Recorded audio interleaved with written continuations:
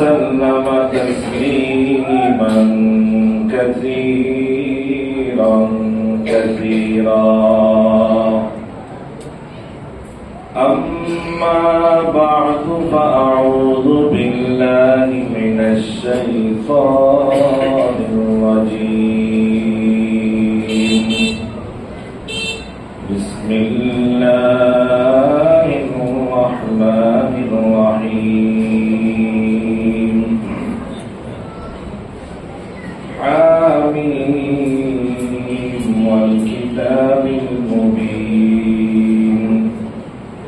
إنا أنزلناه في ليلة مباركة إنا كنا منذرين فيها يفرق كل أمر حكيم. وقال رسول الله صلى الله عليه وسلم إذا كان ليلة النصف من شعبان فقوموا ليلها وصوموا يومها أو كما قال النبي عليه الصلاة والسلام. وقال تعالى في شان حبيبه ومحبوبه آخرا ومخبرا إن الله وملائكته يصلون على النبي يا أيها الذين آمنوا صلوا عليه وسلموا تسليما. اللهم صل على محمد وعلى آل محمد كما صليت على إبراهيم وعلى آل إبراهيم إنك حميد مجيد. اللهم بارك على محمد وعلى آل محمد كما باركت على إبراهيم وعلى آل إبراهيم إنك حميد مجيد. মুআজ্জাজ মুহতারাম, অত্র এলাকার এবং বিভিন্ন জায়গা থেকে আগত আমার শ্রদ্ধেয় সম্মানিত মুসলিম কেরাম, মহান রব্বুল ইজ্জতের দরবারে অসংখ্য অগণিত শুকরিয়া ও সুজুদ যে মহান রব্বুল আলামিন আমাদেরকে ফজিলতপূর্ণ শাবান মাসে 14 তারিখ আজকের এই সপ্তাহের শ্রেষ্ঠ দিন জুমার দিনে আল্লাহ তাআলার শাহী দরবার মসজিদে আসার বসার তৌফিক দান করেছেন এবং নামাজের পূর্ব মুহূর্ত কিছু সময় নামাজের অপেক্ষায় থাকার সুযোগ করে দিয়েছেন। এই জন্য সকলের দিক থেকে জবান করে ইখলাসের সাথে আল্লাহ তাআলার শাহী দরবারে শুকরিয়া আদায় করি, বলি আলহামদুলিল্লাহ। আজকে ফজিলতপূর্ণ শাবান মাসের 14 তারিখ। আজকের এই দিবাগত আগামী রাত্রি অত্যন্ত ফজিলতপূর্ণ একটি রাত্রি আমাদের জন্য আগমন করছে, যে রাত্রিকে কোরআনের ভাষায় বলা হয় লাইলাতুল মুবারাকা, হাদিসের ভাষায় যে রাত্রিকে লাইলাতুন নিসফি মিন শাবান অর্থাৎ শাবানের মধ্য রজনী, যেটাকে আমরা ভারত উপমহাদেশে বলে থাকি শবে বরাত।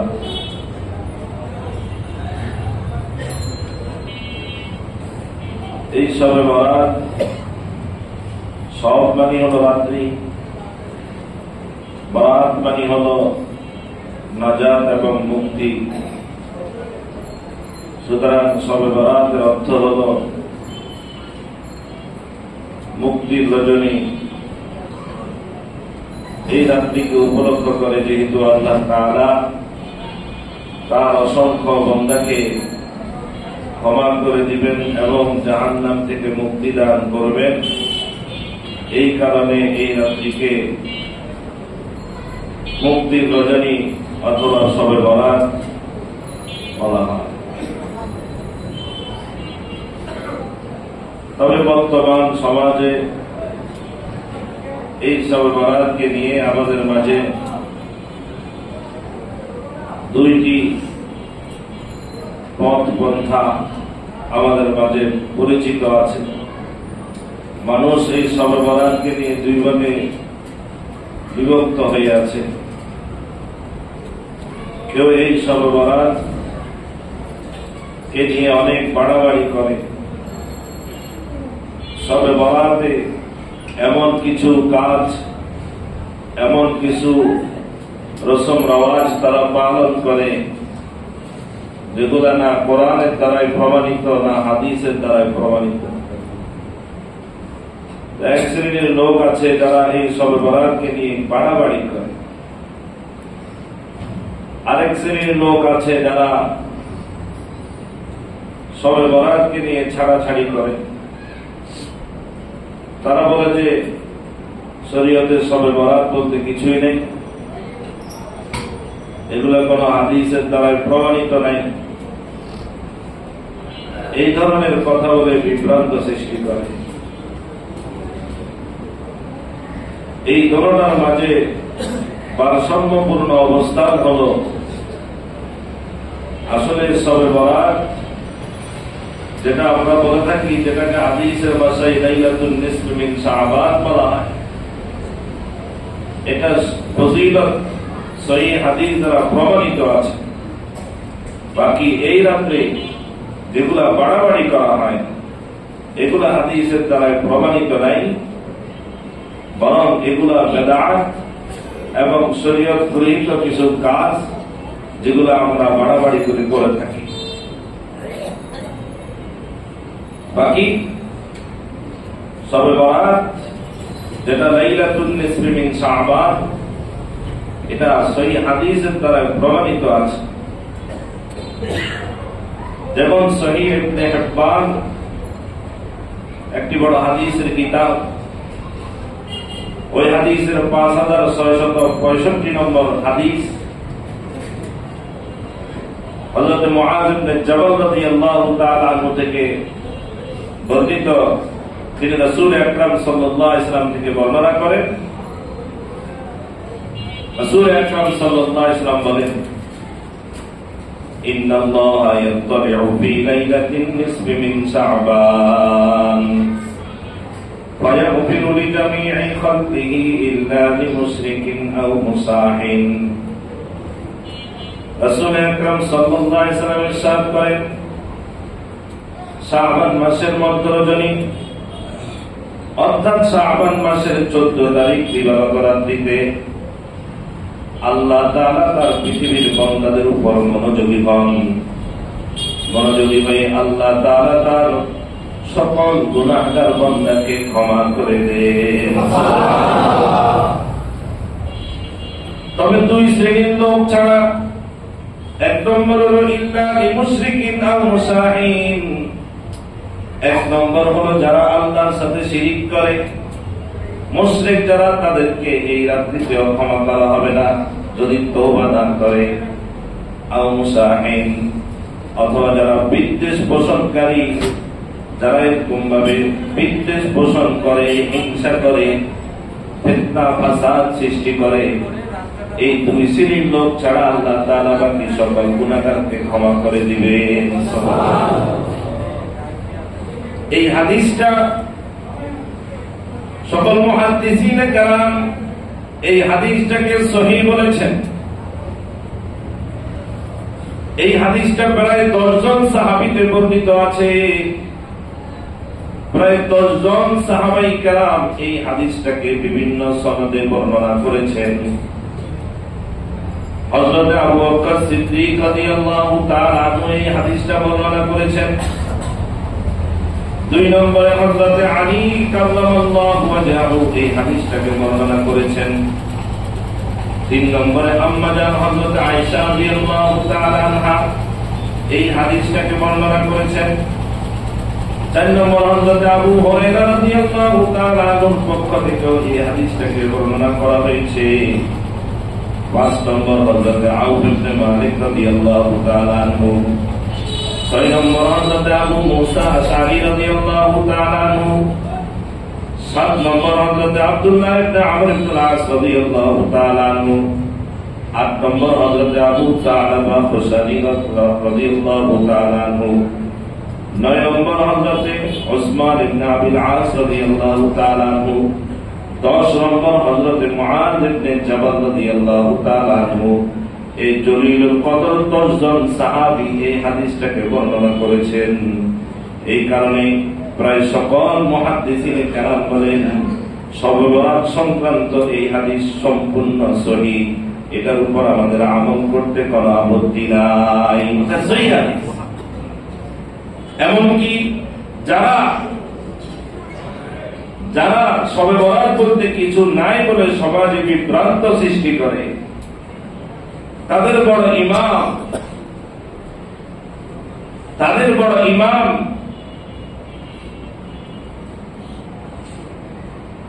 শাইখুল ইসলাম আল্লামা নাসিরউদ্দিন আলবানী রাহিমাহুল্লাহ, যার কথাকে তারা রেফারেন্স হিসেবে ব্যবহার করে, যার কথা দিয়ে তারা দলিল প্রমাণ পেশ করে, তাদের সেই শাইখ নাসিরউদ্দিন আলবানী রাহিমাহুল্লাহ তিনি তার রচিত কিতাব সিলসিলাতুল আহাদিস সহিহা নামক কিতাবের মধ্যে তিনি এই শবে বরাত সংক্রান্ত হাদিসকে বর্ণনা করে বলেন, ওয়া জুমলাতুল কওল ইন্নাল হাদিস বিমাজমু'i হাযিহি তুরকি সহিহুন লা রাইবা ফি। নাসিরউদ্দিন আলবানী রাহিমাহুল্লাহ বলেন, শবে বরাত সংক্রান্ত হাদিসগুলো যেইভাবে যত সনদে বর্ণনা করা হয়েছে সমস্ত সনদগুলো সহিহ এবং এই হাদিসটা সহিহ হওয়ার ব্যাপারে কোনো সন্দেহ নাই। সুবহানাল্লাহ। এরকম ভাবে তাদের আরেকজন শাইখ আল্লামা ইবনে তাইমিয়া রাহিমাহুল্লাহ বলেন, আম্মা লাইলাতুন নিসফি মিন শাবান ফাফিহা ফাদলুন ওয়া কানা ফিস সালাফি মান ইউসাল্লি ফিহা। তাদের আরেকজন শাইখ আল্লামা ইবনে তাইমিয়া রাহিমাহুল্লাহ বলেন, এই শবে বরাতের রজনী এমন একটা রজনী যে রাত্রের ফজিলত অনেক বেশি। পূর্বেকার যারা ছিলেন তারা এই শবে বরাতের রাত্রিতে নামাজ আদায় করতেন এবং তিনি বলেন জাআত ফি আখবারুন সহিহা। আল্লামা ইবনে তাইমিয়া রাহিমাহুল্লাহ বলেন, এই শবে বরাত সংক্রান্ত যত হাদিসগুলোকে বর্ণনা করা হয়েছে প্রায় সমস্ত হাদিসগুলো হলো সহিহ। এটা সহিহ হাদিস দ্বারা প্রমাণিত।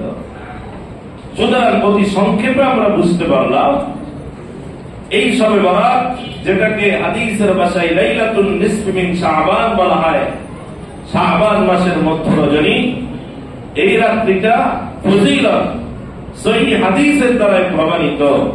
এই রাত্রিতে আমল করতে কোনো নিষেধ নাই। বাকি শরীয়ত বিরোধী বেদাতি পন্থায় কোন রসুল নওয়াজের মাধ্যমে যেন এই রাতটা আমরা না কাটাই। এই রাত্রিটাকে আমরা সহিহ হাদিসের দ্বারা প্রমাণিত কিছু নেক আমলের মাধ্যমে কাটানোর চেষ্টা করব, করবো ইনশাআল্লাহ।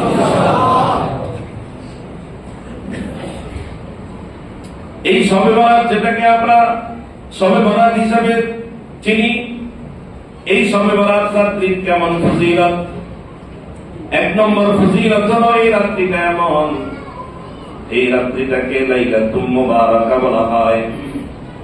অর্থাৎ এই রাত্রিটা হলো একটা বরকতময় রজনী, কারণ এই রাত্রিতে আল্লাহ তাআলার রহমতের দরজাগুলোকে খুলে দিবেন। আল্লাহ তাআলার রহমত দিয়ে আল্লাহর বান্দাদেরকে আল্লাহ তাআলা এরকম ভাবে তার রহমতের কোলে উঠায় নেবেন। এই কারণে এই রাত্রিকে বলা হয় লাইলাতুল মুবারাকা, বরকতময় রজনী। যেমন কোরআনুল কারীমের মধ্যে আল্লাহ তাআলা বলেন, ইন্না আনজালনাহু ফি লাইলাতিন মুবারাকাতিন ইন্না কুন্না মুনজিরিন। আল্লাহ তাআলা বলেন, এই বরকতময় রজনীতে আমি কোরআনুল কারীম নাযিল করেছি এবং আমি হলাম বিধিপ্রদর্শনকারী। বাকি প্রশ্ন জাগে, কোরআনুল কারীম তো লাইলাতুল কদরে নাযিল হয়েছে। এই কারণে অনেক মুফাসসিরিন কেরাম বলেন, এখানে লাইলাতুল মুবারাকাত দ্বারা মূলত উদ্দেশ্য হলো লাইলাতুল কদর। তবে আল্লামা ইকরামা রাহিমাহুল্লাহ এবং কিছু সংখ্যক মুফাসসিরিন কেরাম বলেন, এখানে লাইলাতুল মুবারাকাত দ্বারা উদ্দেশ্য হলো লাইলাতুন নিসফ মিন শাবান। অর্থাৎ একটি ক্ষুদ্র একটা মত আছে যে লাইলাতুল মুবারাকাত দ্বারা উদ্দেশ্য হলো লাইলাতুন নিসফ মিন শাবান, অর্থাৎ শাবান মাসের মধ্য রজনী, যেটাকে আমরা শবে বরাত হিসেবে বলে থাকি। এই রাত্রিটা হলো বরকতময় রজনী। 2 নম্বর ফজিলত হলো এই রাত্রিটা হলো ভাগ্য রজনী। শবে বরাতের এই রাত্রিটা হলো ভাগ্য রজনী। এই রাত্রিতে আমাদের আগামী 1 বছর আমাদের কি হবে, আগামী 1 বছর আমাদের জন্য কি ফায়সালা হবে, আল্লাহ তাআলার পক্ষ থেকে সেটার সিদ্ধান্ত নেওয়া হয়। এই শবে বরাতের রাত্রিতে আল্লাহ তাআলা সিদ্ধান্ত গ্রহণ করেন, আর লাইলাতুল কদরে আল্লাহ তাআলা তার সিদ্ধান্তগুলোকে বাস্তবায়ন করেন। শবে বরাতে আল্লাহ তাআলা বাজেট করেন, আর এই বাজেটটা বাস্তবায়ন হয় কবে? শবে কদরে। এই জন্য কোরআনুল কারীমের মধ্যে আল্লাহ তাআলা বলেন, ফিহা ইউফরাকু কুল্লু আমরিন হাকীম। এই শবে বরাতের রজনীটা হলো এমন পবিত্র রজনী, যে রজনীতে আল্লাহ তাআলা তার গুরুত্বপূর্ণ বিষয়গুলোর সমাধান নিয়ে থাকে, সিদ্ধান্ত গ্রহণ করেন। কেমন সিদ্ধান্ত গ্রহণ করেন? মিশকাত শরীফের একটা হাদিসের মধ্যে আছে, এক রাত্রিতে আমাদের আয়েশা সিদ্দিকা রাদিয়াল্লাহু তাআলা আনহাকে রাসূল আকরাম সাল্লাল্লাহু আলাইহি ওয়াসাল্লাম বলেন, হাল তাদরিনা মা হাযিহিল লাইলা। রাসূল আকরাম সাল্লাল্লাহু আলাইহি ওয়াসাল্লাম বলেন, হে আয়েশা, তুমি কি জানো আজকে এটা কোন রজনী? আমাদের আয়েশা সিদ্দিকা রাদিয়াল্লাহু তাআলা আনহা বলেন, আল্লাহু ওয়া রাসূলুহু আ'লাম। আল্লাহ এবং আল্লাহর রাসূল ভালো জানেন আজকের এটা কোন রজনী। রাসূল আকরাম সাল্লাল্লাহু আলাইহি ওয়াসাল্লাম বলেন, হাযিহি লাইলাতুন নিসফি মিন শাবান। এটা হলো শাবান মাসের মধ্যম রজনী, এটা হলো শবে বরাত যেটাকে আমরা বলি। আমাদের আয়েশা সিদ্দিকা রাদিয়াল্লাহু তাআলা আনহা বলেন, মা ফিহা ইয়া রাসূলুল্লাহ, ওয়া আল্লাহর রাসূল, এই রাত্রিতে কি হয়, এই রাত্রিতে কি কি হয়, কি কি সিদ্ধান্ত নেওয়া হয়? তখন রাসূল আকরাম সাল্লাল্লাহু আলাইহি ওয়াসাল্লাম বলেন, ফিহা আইয়ুকতাবা কুল্লু মাউলুদিন মিন বানি আদম ফি হাযিহি সানা। রাসূল আকরাম সাল্লাল্লাহু আলাইহি ওয়াসাল্লাম বলেন, হে আয়েশা, আগামী 1 বছর দুনিয়ার জমিনে কারা কারা জন্ম লাভ করবে, এই রাত্রিতে তাদের ব্যাপারে সিদ্ধান্ত গ্রহণ করা হয়। সুবহানাল্লাহ। ওয়া ফিহা আইয়ুকতাবা কুল্লু হালিকিন মিন বানি আদম ফি হাযিহি সানা। এবং আগামী 1 বছরে দুনিয়া থেকে আল্লাহ তাআলার কোন কোন বান্দা দুনিয়া থেকে বিদায় নিয়ে যাবে, এই রাত্রিতে তার সিদ্ধান্ত নেওয়া হয়। তো এই সিদ্ধান্তের মধ্যে হয়তো দেখা যাবে আগামী 1 বছরের মধ্যে সিদ্ধান্তের মধ্যে আমিও পড়ে গেলাম। কি বলেন, কথা ঠিক হবে? ঠিক। হয়তো আমার মা আগামী 1 বছরের সিদ্ধান্তের মধ্যে পড়ে গেল, হয়তো আমার বাবা আগামী 1 বছরের সিদ্ধান্তের মধ্যে চলে আসবে, হয়তো আমার স্ত্রী আগামী 1 বছরের মৃতদের তালিকার মধ্যে চলে আসবে, হয়তো আগামী 1 বছরের মৃত তালিকাদের মধ্যে আমার ছেলে সন্তানের নাম চলে আসতে পারে। গত বছর সবে বরাতে যাদের ব্যাপারে সিদ্ধান্ত হয়েছে আজকে মাগরিবের আগে আগেই তারা দুনিয়া থেকে বিদায় নিয়ে গেল। যেমন আজকে আমরা অনেকে আসছি বা আমরা যেটা জানি যে আমাদের এখানে জানাতে হবে আমাদের অত্র এলাকার গৌরব যারা আমার হাজ মরহুম হয়ে গেছেন আবুল হাসেম সাহেব, তিনি ইন্তেকাল করেছেন গত শাবান মাসে। হয়তো তার জন্য এইভাবেই সিদ্ধান্ত হয়েছিল যে আরেক শাবান মাস আসবে, সেটা তুমি পাবে না, দুনিয়া থেকে তোমাকে চলে যেতে হবে। কথা বলে ঠিক না? ঠিক এইভাবে আগামী 1 বছরের সিদ্ধান্ত হয়ে যাবে আজকে রাত্রিতে। ওই তালিকার মধ্যে হয়তো আমার আপনার নামও চলে আসতে পারে। তবে দুনিয়ার মানুষ আমরা তো জানি না আমার নাম আসলো কিনা। হয়তো দেখা যাবে আমার নাম মৃতদের তালিকার মধ্যে লিপিবদ্ধ হয়ে গেছে, কিন্তু আমি দুনিয়ার জমিনে এমন ভাবে চলছি, আমি যে মৃত্যুবরণ করব তার কোন চিহ্ন আমার মধ্যে দেখা যায় নাই। আমি যে মৃত্যুবরণ করব, আমার যে আখিরাত আছে, এগুলোর ফিকিরও আমার মধ্যে আসে নাই, অথচ আমি তো মৃতদের তালিকাভুক্ত হয়ে গেছি।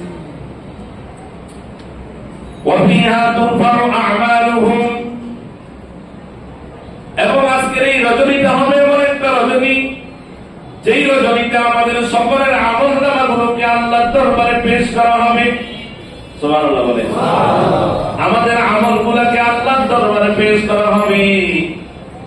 গত 1 বছর আমরা কে কি করেছি, ভালো মন্দ সব কিছুর আমলের হিসাব আল্লাহর দরবারে পেশ করা হবে। বান্দাদের আমল আল্লাহর দরবারে 3 ভাবে পেশ করা হয়। প্রতিদিন সকাল রাত্রির সকল আমলগুলোকে আল্লাহর দরবারে পেশ করা হয়। প্রতিদিন সন্ধ্যায় পুরো দিনের আমলগুলোকে আল্লাহর দরবারে ফেরেশতারা পেশ করেন। এটা হলো দৈনিক হিসাব। আরেকটা হলো প্রতি সপ্তাহ সোমবার এবং বৃহস্পতিবার আল্লাহর দরবারে আমাদের আমলগুলোকে পেশ করা হয়। এটা হলো আমাদের সাপ্তাহিক আমলের হিসাব।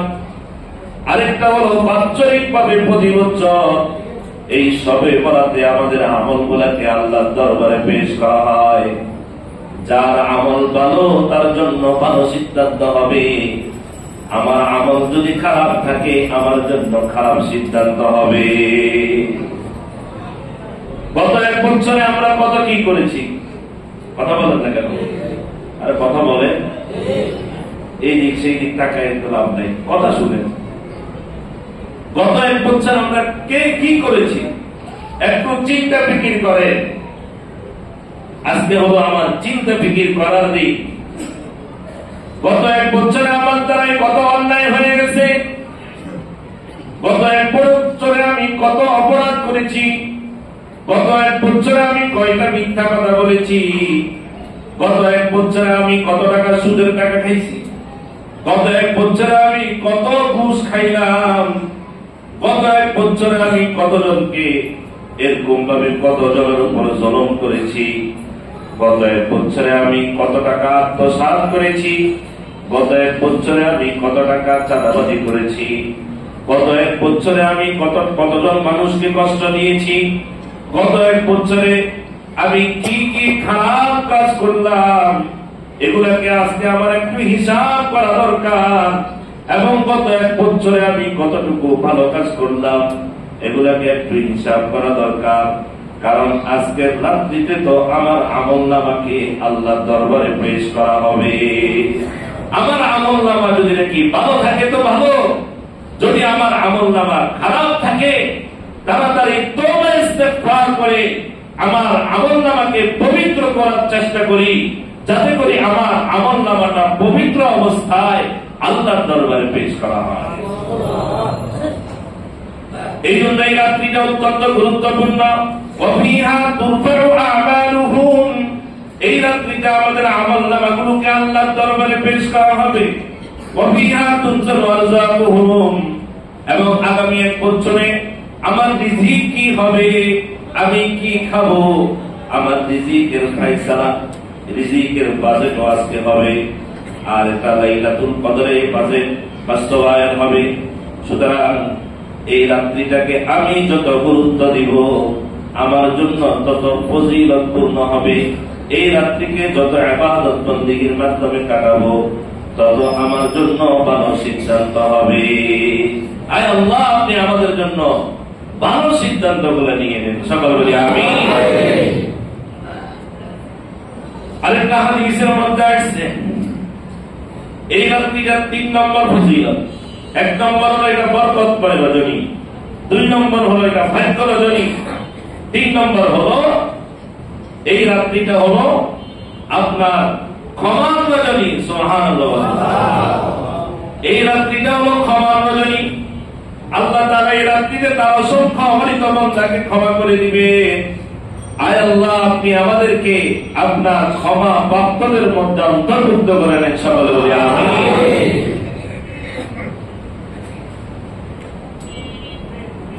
যেমন হাদিস শরীফের মধ্যে রাসূল আকরাম সাল্লাল্লাহু আলাইহি ওয়াসাল্লাম ইরশাদ করেন, ইন্নাল্লাহা ইয়ানজিলু ফি হাযিহিল লাইলা বিগুরুবি শামসি ইলা সামাঈদ দুনিয়া। আল্লাহ তাআলা এই রাত্রিতে যখন সূর্য অস্ত হয়ে যাবে, যখন সূর্যটা ডুবে যাবে সন্ধ্যাবেলা, তখনই আল্লাহ তাআলা দুনিয়ার আসমানের উপর অবতরণ করবেন। সুবহানাল্লাহ। এই রাতের 12টা কথা বলে, রাতের 12টা না এশারের নামাজের পরে? কখন? সন্ধ্যা হওয়ার সাথে সাথে। সন্ধ্যা হওয়ার সাথে সাথে। তাহলে আমাদের ইবাদত বন্দেগী করতে হবে কখন বলেন? সন্ধ্যা হওয়ার সাথে সাথেই আমাদের এই রাতের ইবাদত বন্দেগী করা দরকার। যাই করি, আজকে দেখা যায় মাগরিবের নামাজের খবর নাই, এশারের নামাজের খবর নাই। পুরো রাত্রি এসে মসজিদে মসজিদে একেবারে ইবাদত বন্দেগী করতে করতে শেষ হয়ে যাচ্ছে। না ভাই, আরে আল্লাহ তাআলা তো আমাকে সন্ধ্যা থেকেই দেখতেছেন, আর আমি রাত্রের 12টার সময় এসে উপস্থিত হয়েছি। আমার মাগরিবের নামাজের খবর নাই, এশারের নামাজের খবর নাই, ফজরের নামাজের খবর নাই, আর পুরো রাত্রি আমি ইবাদতে কাটাইয়া দিলাম। পুরো রাত্রি না, পুরো জিন্দেগিও যদি আমি নফল ইবাদতে কাটাইয়া দিই, 1 রাকাত ফরজ নামাজের সমান সওয়াব হবে না। কথা বলে ঠিক না বেঠিক? কি লাভ হবে? আজকে তো আল্লাহ তাআলা আমাদের জন্য বাজেট করবেন। আজকে তো আল্লাহ তাআলা আমাদের জন্য ভালো ভালো অনেক সিদ্ধান্ত নেবেন, আমাদেরকে পুরস্কৃত করবেন ক্ষমার মাধ্যমে। আজকে যদি নাকি ঘোষণা করা হয় আজকে পুরস্কার দেওয়া হবে, আজকে যদি ঘোষণা করা হয় আদা করে পুরস্কার দেওয়া হবে, তাহলে কি হবে? বিকাল 3টা থেকে পুরস্কার দেওয়া হবে। বুঝে থাকলে বলুন, পুরস্কার গ্রহণ করার জন্য যারা যাবে তারা কি শেষ সময় যাবে না শুরু সময় যাবে? বরং সময় হওয়ার আগে চলে যাবে। কথা বলেন না কেন? 2টা কারণ। 1 নম্বর হলো পুরস্কার যখন দিবে আমি একটা সবার আগে গ্রহণ করব। 2 নম্বর হলো শেষে যদি না পায়। 2 নম্বর হলো, কথা বলেন না কেন, শেষে যদি না পায় শেষ হয়ে যায়। আল্লাহ তাআলা সূর্য অস্তমিত হওয়ার সাথে সাথেই দুনিয়ার আসমানে আল্লাহ তাআলা তার রহমতের দৃষ্টি দিয়ে দিবেন, এবং আল্লাহ তাআলা বান্দাদেরকে ডাক দিয়ে বলেন, আলা মিন মুস্তাগফিরিন ফাগফিরনা। আমার এমন কোন গুনাহগার বান্দা আছে নাকি, ওই গুনার কারণে যদি নাকি তুমি পুরাটা জীবন গুনাহের মধ্যে লিপ্ত থাকো, আলা মিন মুস্তাগফিরিন ফাগফিরনা, তাহলে আমার কাছে যদি ক্ষমা চাওয়ার মতো হয় কেউ আছো নাকি, আমার কাছে ক্ষমা চাও। ক্ষমা চাইতে দেরি হবে, তোমাকে ক্ষমা করতে দেরি হবে না। আলা মিন মুস্তারজিকিন ফারজুকা। আল্লাহ তাআলা ডাক দিয়ে বলবেন, হে আমার বান্দারা, তুমি কি তোমার রিজিকের মধ্যে অভাবগ্রস্ত আছো নাকি? তোমার ব্যবসা বাণিজ্য ভালো নয়, তোমার রিজিকের মধ্যে অনেক অভাব, তোমার চাকরি নাই বাকরি নাই, ইত্যাদি যদি তোমার রিজিকের মধ্যে কোনো সমস্যা থাকে, অথবা এরকম ভাবে দ্রব্যমূল্যের ঊর্ধ্বগতি ইত্যাদি কোন কারণ যদি নাকি তোমাদের মাঝে থাকে,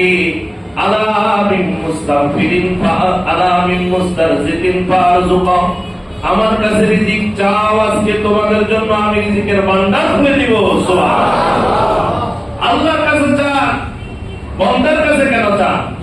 আপনি বন্দার কাছে যতই চাবেন, বন্দা আপনার আশা পূরণ করতে কি পারে না। তো অতীতে কেউ পারে নাই, ভবিষ্যতেও কেউ পারবে না। একরকম হলে আরেক রকম হবে না। পরিপূর্ণ বন্দার চাহিদা কোন মাখলুক পুরা করতে পারবে না, কিন্তু কে পারবে? আরো বলেন কে? সুতরাং আমরা কার কাছে যাব? কোন ব্যক্তির কাছে আমরা যাব না।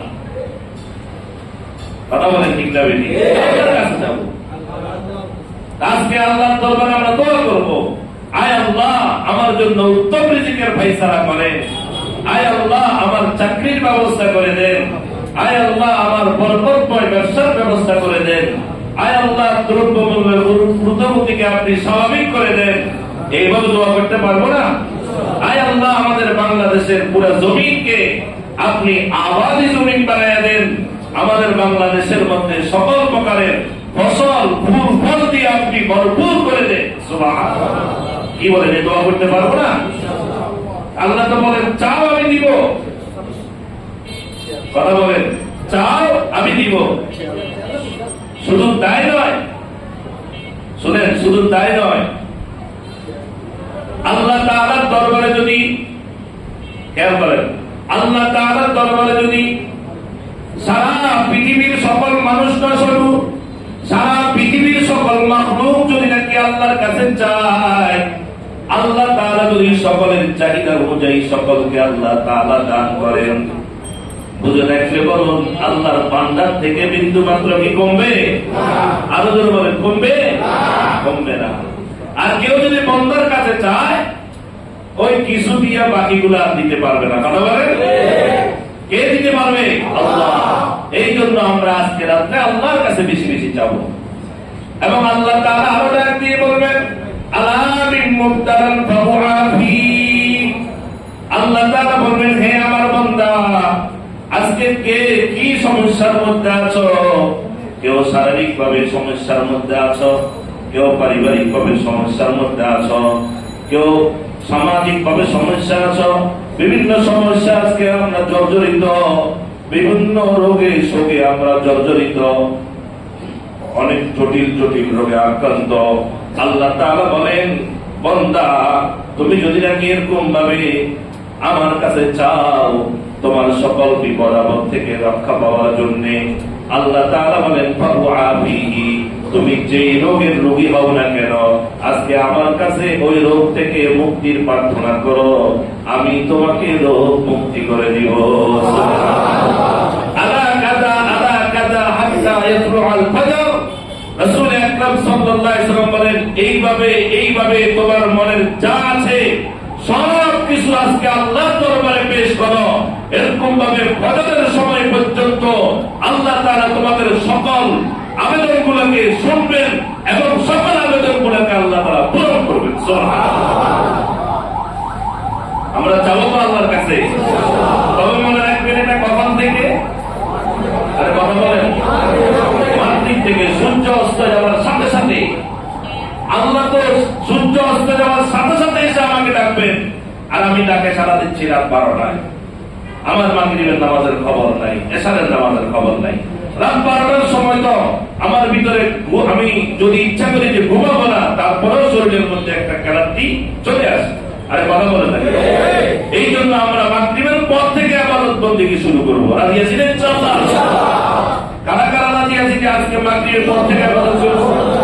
আয় আল্লাহ আমাদের সকলের ইবাদত বন্দেগীগুলোকে আপনি আজকে কবুল করে নেন। সকল বলে মাগরিবের পর থেকে ইবাদত বন্দেগী শুরু করব। মাগরিবের আগে সব কাজ থেকে ফারেগ হয়ে যাব। এই কথা বলবো, আরে আমার আল্লাহ তো আজকে সূর্য অস্ত যাওয়ার সাথে সাথে প্রথম আসমান দুনিয়া আসমানে এসে আমাকে আমার আল্লাহ ক্ষমা করার জন্য ডাকতেছে, আমার চাহিদা পূরণ করার জন্য ডাকতেছে। আমি কেন বাজারে বসে থাকবো, আমি কেন ঘরে বসে থাকবো, আমি কেন রাস্তাঘাটে ঘুরবো, আমি আমার আল্লাহর দরবারে চলে যাই। রাজি আছি তো ইনশাআল্লাহ? এই হলো শবে বরাতের ফজিলত। সংক্ষেপে বললাম, 1 নম্বর হলো এটা বরকতময় রজনী, 2 নম্বর হলো এটা ভাগ্য রজনী, 3 নম্বর হলো এটা ক্ষমার রজনী। তবে মনে রাখবেন এই রাত্রিতে আল্লাহ তাআলা কি পরিমাণ মানুষকে ক্ষমা করবেন। যেমন তিরমিজি শরীফের হাদিসের মধ্যে রাসূল আকরাম সাল্লাল্লাহু আলাইহি ওয়াসাল্লাম বলেন, ইন্নাল্লাহা তাবারাকা ওয়া তাআলা ইয়ানজিলু লাইলাতান নিসফি মিন শাবান ইলা সামাইদ দুনিয়া। আল্লাহ তাআলা এই শাবান মাসের মধ্যম রজনী, এই সর্বরাতে আল্লাহ তাআলা দুনিয়ার আসমানে অবতরণ করেন।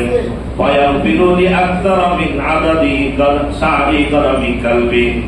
আল্লাহ তাআলা বনু কালবে গোত্রের যত ছাগল আছে, বকরি আছে, ওই বকরির শরীরে যত পশম আছে, ওই পশম পরিমাণ তার বান্দাকে আজকে আল্লাহ ক্ষমা করে দিবেন।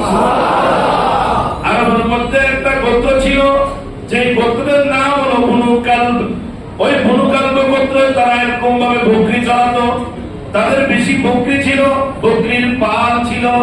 বড় বড় মুহাদ্দিসিনে কেরাম বলেন তাদের প্রায় 20,000-এর উপরে বকরি ছিল। সুবহানাল্লাহ। কত? 20,000-এর উপরে বকরি ছিল। আর একটা বকরির শরীরের মধ্যে কত হাজার কত কোটি পশম, কেউ গণনা করতে পারবে? একটা বকরির শরীরের পশম যদি নাকি আমরা কাউকে গণনা করার জন্য দিই, 100 জনকে গণনা করার জন্য দিলে 100 জন 100 প্রকারের সংখ্যা বলবে, তার নির্দিষ্ট সংখ্যা কেউ বলতে পারবে না। এত অসংখ্য লক্ষ লক্ষ পশম একটা বকরির শরীরের মধ্যে আছে, তাহলে বনু কালব গোত্রের কত বকরি ছিল, আর ওই বকরিগুলার শরীরে কত হাজার কত লক্ষ কোটি আপনার পশম আছে।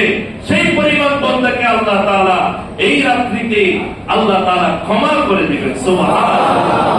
আয় আল্লাহ, আজকের এই রাত্রিতে আপনার ক্ষমাপ্রাপ্ত বান্দাদের মধ্যে আমাকে কবুল করে নেন, আপনাদেরকে কবুল করে নেন, আমাদের মা বাবাকে কবুল করে নেন, আমাদের দাদা দাদিকে কবুল করে নেন, আমাদের নানা নানিকে কবুল করে নেন, আমাদের সকল আত্মীয় স্বজন যারা কবরবাসী হয়ে গেছেন, যারা জীবিত যারা মৃত, সকলকে আপনি কবুল করে নেন। আয় আল্লাহ, আপনার এলাকাবাসীকে কবুল করে নেন। আয় আল্লাহ, সারা বিশ্বের মুসলমান নরনারীকে আজকে ক্ষমা প্রাপ্তদের অন্তর্ভুক্ত করে নেন। এভাবে দোয়া করতে পারবো তো? দেখছেন, ক্ষমা বলা কত সহজ। আল্লাহ ক্ষমার জন্য আমাকে ডাকবে, এত অসংখ্য বান্দাকে ক্ষমা করবে। এরপরেও যদি আমি হতভাগা আজকে রাত্রিতে ক্ষমা না নিতে পারি, তা আমার চেয়ে হতভাগা কে হতে পারে? বাকি কথা হলো, এই রাত্রি এই ফজিলত গুলো আমি অর্জন করব কিভাবে? নির্দিষ্ট কিছু ইবাদতের মাধ্যমে এই রাত্রির ফজিলত আমরা অর্জন করব।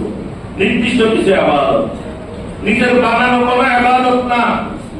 কথা বলে, নিজের বানানো কোনো ইবাদত না। ইনশাআল্লাহ এশারের পরে আরো বিস্তারিত বলবো, এখন সংক্ষেপে বলি এই রাত্রিতে আমরা কি করব, আমাদের করণীয় কি। 1 নম্বর করণীয় হলো রাসূল আকরাম সাল্লাল্লাহু আলাইহি ওয়াসাল্লাম বলে, এই রাত্রিতে তোমরা জাগরণ থেকে ইবাদত বন্দেগী করবে। 1 নম্বর, এই রাত্রি জাগরণ, এই রাত্রিটা আমরা জাগরণ থাকবো, জাগরণ থেকে আমরা ইবাদত বন্দেগী করব, নামাজ আদায় করব। কি ইবাদত করব বলেন? কি ইবাদত? নামাজ আদায় করব। কি নামাজ? কি নামাজ? নফল নামাজ তো ঠিক আছে, বাকি আমাদের তো অনেক ভাই আছে, আমাদের অনেক অতীতের নামাজ কাজা হয়ে আছে। কথা বলেন? এই জন্য যাদের নামাজ কাজা হয়ে আছে, এই রাত্রিতে আমরা আমাদের কিছু কাজা নামাজ আদায় করার চেষ্টা করব। আর কাজা নামাজের কারণে যে আমি নফল পড়তে পারি না, ইনশাআল্লাহ আল্লাহ তাআলা কাজার সাথে আমাকে নফলের সওয়াব দিয়ে দিবেন। এই জন্য আগে কাজা নামাজের আমাদের হিসাব নাই, আমি নফল নিয়ে টানাটানি করতেছি। কাজা যেটা সেটা তো আমার ফরজ, হাসরের ময়দানে আল্লাহর দরবারে সেটার জন্য আমাকে জবাবদিহি করতে হবে। আর যদি নফল নামাজ না পড়ি এটার জন্য তো আমাকে জবাবদিহি করতে হবে না। এই জন্য আজকে রাত্রিতে আমরা ইবাদত বন্দেগী করব। ইবাদতের মধ্যে অন্যতম হলো নামাজ। আর নামাজটা পড়বো আমরা যাদের অতীতের নামাজ কাজা হয়ে গেছে, কাজা নামাজগুলোকে আমরা আদায় করার চেষ্টা করব। এইভাবে সালাতুত তাসবিহের নামাজ পড়ার চেষ্টা করব, এইভাবে সালাতুল হাজাতের নামাজ পড়ার চেষ্টা করব, এইভাবে আমরা তাহাজ্জুদের নামাজ পড়ব। নামাজের মাধ্যমে এই রাত্রিটাকে কাটানোর চেষ্টা করব, কোরআন তেলাওয়াতের মাধ্যমে এই রাত্রিটাকে কাটানোর চেষ্টা করব, জিকির আজকারের মাধ্যমে এই রাত্রিটাকে কাটানোর চেষ্টা করব। করব তো ইনশাআল্লাহ।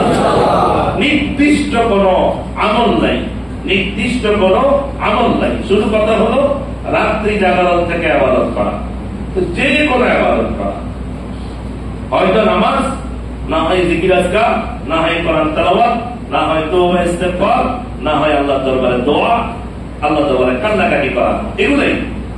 এই ছাড়া এই রাত্রির নির্দিষ্ট একটা নামাজ আছে এরকম কোন হাদিস নাই। অনেকে বলে এত রাকাত পড়তে হবে, এতবার সূরা ফাতিহা পড়তে হবে, এতবার অমুক সূরা পড়তে হবে, এই ধরনের কোন নামাজ শরীয়তের মধ্যে নাই। কথা কি স্পষ্ট? এই ধরনের কোন নামাজ শরীয়তের মধ্যে নাই, এই কথা ক্লিয়ার রাখবে। মহিলাদের মধ্যে এই ধরনের কিছু ভ্রান্ত কথা প্রচলন আছে। গরম মধ্যে গিয়ে দাওয়াত দিয়ে দিবেন। এই রাত্রে 1 নম্বর আমল হলো রাত্রি জাগরণ থেকে যার যার মতো করে ইবাদত বন্দেগী করা, যে কোন ইবাদত করা। হাদিস শরীফের মধ্যে আমাদের আয়েশা সিদ্দিকা রাদিয়াল্লাহু তাআলা আনহা বলেন, একবার রাসূল আকরাম সাল্লাল্লাহু আলাইহি ওয়াসাল্লাম এক রাত্রিতে লম্বা লম্বা নামাজ পড়তেছিলেন। রাসূল আকরাম সাল্লাল্লাহু আলাইহি ওয়াসাল্লাম ঘরের মধ্যে এসে আজকে আবার বিছানায় আসেন নাই। রাসূল আকরাম সাল্লাল্লাহু আলাইহি ওয়াসাল্লাম নামাজে দাঁড়ায় গেছেন। হুজুর সাল্লাল্লাহু আলাইহি ওয়াসাল্লাম নামাজ পড়তেছিলেন। ফাতাওয়ালা সুজুদ, রাসূল আকরাম সাল্লাল্লাহু আলাইহি ওয়াসাল্লাম এমন নামাজ পড়তেছেন যে হুজুর সাল্লাল্লাহু আলাইহি ওয়াসাল্লামের সিজদাগুলো অনেক লম্বা লম্বা হওয়া শুরু হয়েছে। সিজদা লম্বা। আজকে আমাদের সিজদা লম্বা হইতে পারে না। সিজদা, রুকু, কিরাত এগুলা লম্বা হলে আমাদের সহ্য হয় না। কথা বলা ঠিক না? 5 মিনিটের জায়গায় যদি 6 মিনিট হয়ে যায়, 10 মিনিটের জায়গায় যদি 11 মিনিট হয়ে যায়, শুধু ঘড়ির দিকে তাকায়, কি ব্যাপার হুজুর আজকে এত লম্বা নামাজ কেন পড়তেছে? আর যদি একটু দেরি হয়, পিছন দিক থেকে কাছাকাছি শুরু হয়ে যায়, কাছ দিয়ে হুজুরকে সতর্ক করতেছে, হুজুর কি আপনি নামাজে আছেন? কথা বলা ঠিক না? না ভাই, নামাজটাকে একটু ধীরস্থির সাথে পড়া, তার দিলের সাথে পড়া, তার দিলের সাথে পড়া, এবং রুকু সিজদাগুলোকে একটু লম্বা লম্বা করা। আল্লাহর কাছে সিজদাটা হলো সবচেয়ে প্রিয় একটি ইবাদত। আল্লাহ তাআলা আমাদেরকে যে নামাজ দিয়েছেন, এই নামাজটা হলো পরিপূর্ণ একটা আল্লাহ তাআলার ইবাদত। তবে এই নামাজের মধ্যে আল্লাহর নিকট সবচেয়ে বড় আকর্ষণীয় হলো সিজদা। সুবহানাল্লাহ। আল্লাহর নিকট সবচেয়ে বড় আকর্ষণীয় যে নামাজের মধ্যে যে পয়েন্টটা, সেটা হলো সিজদা। এইজন্য হাদিস শরীফের মধ্যে রাসূল আকরাম সাল্লাল্লাহু আলাইহি ওয়াসাল্লাম বলেন, আস-সিজদাতুল ওয়াহিদাতুন খায়রুম মিনাদ দুনিয়া ওয়া মা ফিহা। বান্দা যদি একটা সিজদা আদায় করে, ওই একটা সিজদার কে যদি নাকি এক পাল্লায় দেওয়া হয়, সারা পৃথিবী আসমান জমিন সব কিছু যদি নাকি এক পাল্লায় দেওয়া হয়, আল্লাহর দরবারে ওই সিজদার পাল্লাটা বেশি ভারী হবে। কারণ আল্লাহ তাআলা এই সিজদা না দেওয়ার কারণে শয়তানকে জান্নাত থেকে বের করে দিয়েছেন।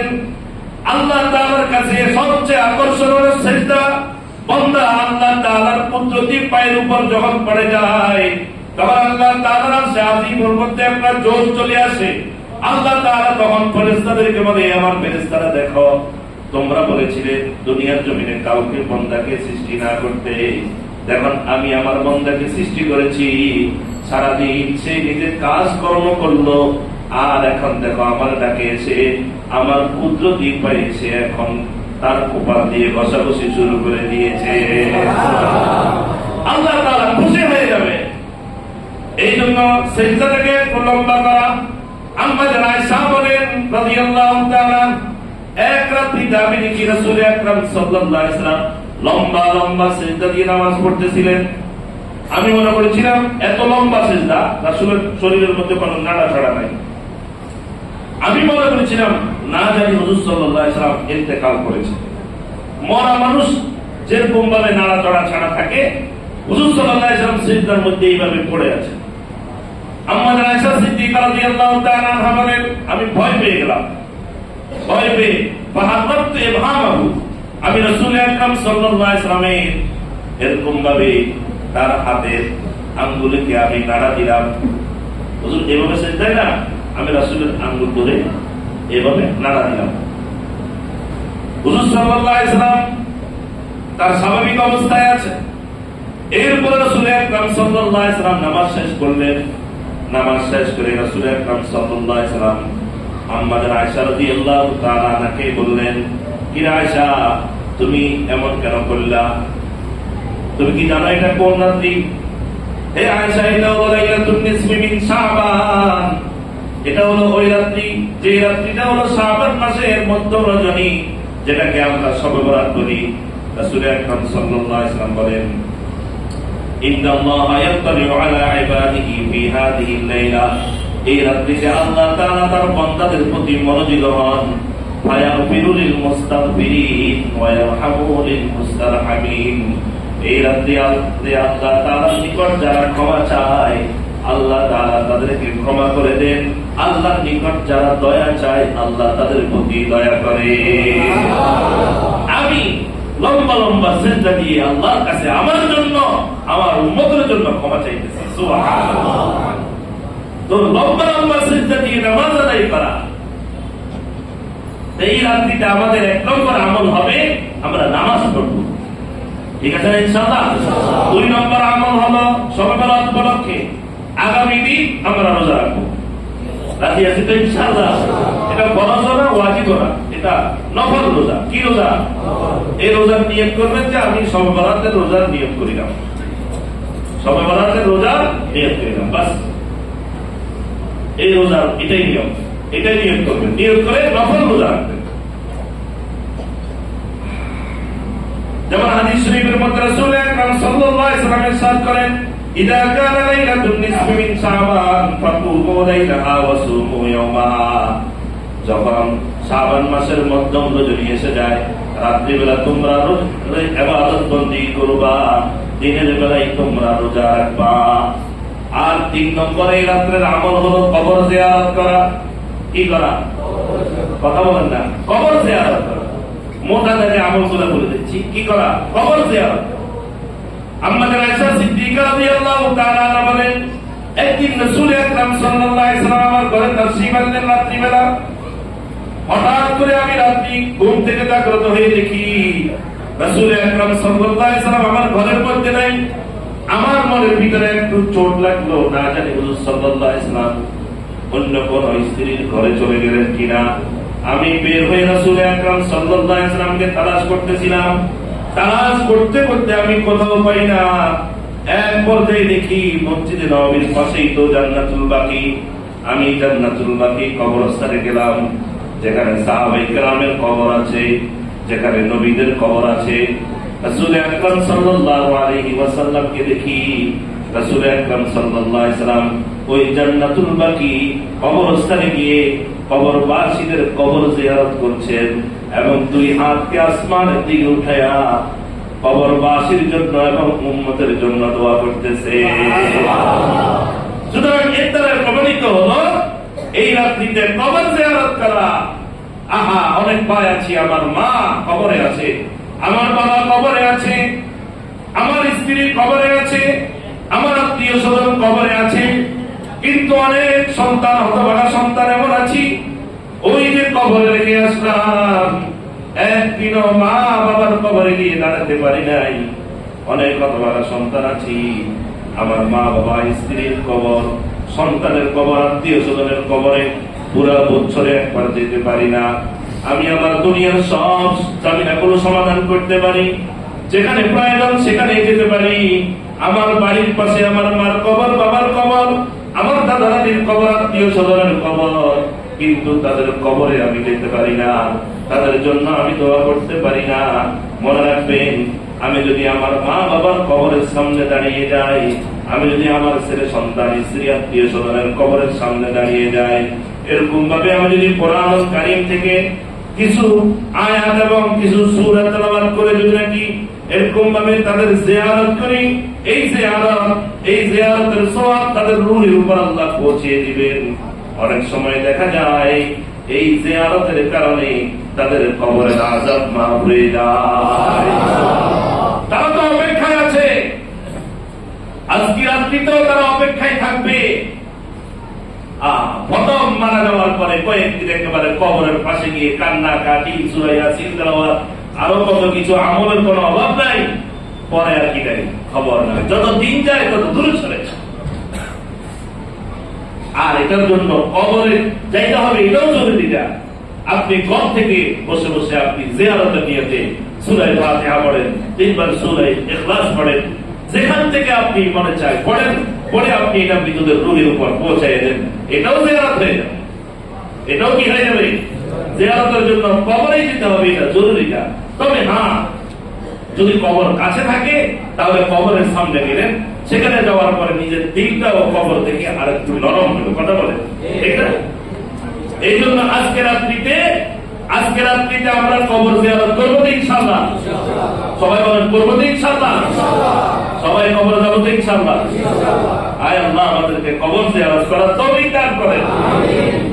আজকে রাত্রি উপলক্ষে মোটামুটি রাত্রি ইবাদত করা, আজকে রোজা রাখা এবং আজকে রাত্রিতে কবর জিয়ারত করা, আর একটু আজকে রাত্রিতে দোয়া করা, আর এবং আজকে রাত্রিতে একটু দান সদকা করা, যাতে করি যে কোনো একটার মাধ্যমে আল্লাহ যেন আমাকে মাফ করে দেন, যে কোনো একটা নেক আমলের মাধ্যমে যেন আল্লাহ তাআলা আমাকে কবুল করে দেন। রাজি আছেন ইনশাআল্লাহ?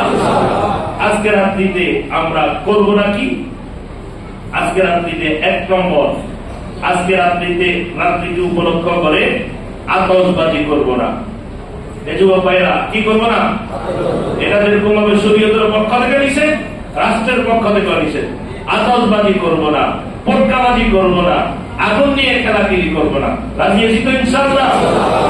এই আতশবাজি এগুলা হিন্দুদের কালচার, এগুলা বেদাতীদের কালচার, মুসলমানদের কোন কালচার নয়। মুসলমানদের কালচার হলে মুসলমান ইবাদত বন্দেগীর মাধ্যমে এই রাত কাটাবে, আর তাদের আতশবাজির মাধ্যমে অনেক মানুষের নামাজের মধ্যে ডিস্টার্ব হয়, অনেক ইবাদতের মধ্যে ক্ষতি হয়। কথা বলে ঠিক আছে? এই জন্য 1 নম্বর আতশবাজি করবো না, 2 নম্বর পটকাবাজি করবো না, 3 নম্বর ঘর বাড়িকে আলোকসজ্জা করবো না। ঘর বাড়ি আলোকসজ্জা এটার সাথে কোনো সম্পর্ক নাই। 4 নম্বর মসজিদ মাজার এগুলাকে আলোকসজ্জা করবো না। কথা কি বুঝাইছে? দেখবেন আজকে রাত্রিকে কেন্দ্র করে অনেক বাজার ইতিমধ্যে একেবারে অবস্থা গরম হয়ে গেছে।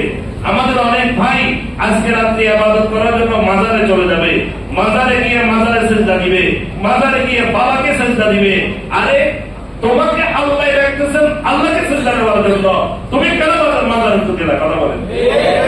এগুলো আমাদের ভুল ধারণা। এই জন্য এগুলো হলো আমাদের কুসংস্কার, এই ধরনের এগুলো যেন না হয়। 5 নম্বর, আজকে দিন বা রাত্রিকে উপলক্ষ করে অনেকে হালুয়া রুটির ব্যবস্থা করবে। কি ব্যবস্থা করবে? এটাও শরীয়তের মধ্যে নাই, কোন হাদিসের মধ্যে নাই। 6 নম্বর, অনেকে আছে গোসল করবে এই রাত্রিকে উপলক্ষ করে, এটাও নাই। 7 নম্বর, অনেকে আছে আগরবাতি জ্বালাবে, এটাও হাদিসের মধ্যে নাই। 8 নম্বর, অনেকে আছে বিভিন্ন প্রকারের বিভিন্ন পন্থার নামাজের কথা বলে, কোন ধরনের আলাদা কোন পন্থায় নামাজ নাই, শুধু নফল নামাজ, স্বাভাবিক নামাজ। 9 নম্বর, অনেকে আছে নতুন কাপড় পরিধান করবে, নতুন খাবার খাবে, ভালো খাবার খাবে, এগুলো হাদিসের মধ্যে নাই। 10 নম্বর হলো অনেকে মনে করে আজকে মৃতদের রূপ ঘরে চলে আসবে, সুতরাং ঘরগুলাকে সাজায় গুছিয়ে রাখে। নাউযুবিল্লাহ বলেন। এগুলো সম্পূর্ণ বেদাত, কুল্লু বেদাতিন যালালা ওয়া কুল্লু যালালাতিন ফিন্নার। প্রত্যেক বেদাত গোমরাহি, আর এই গোমরাহি আমাকে জাহান্নামের দিকে নিয়ে যাবে। আল্লাহ তাআলা আমাদেরকে সহি আমলগুলো করার তৌফিক দান করেন। সকলে বলি আমিন। সকল রাষ্ট্র বিরোধী, ইসলাম বিরোধী সকল অপকর্ম থেকে আল্লাহ তাআলা আমাদেরকে হেফাজত করুন। সকলে বলি আমিন। ওয়া আখিরু দাওয়ানা।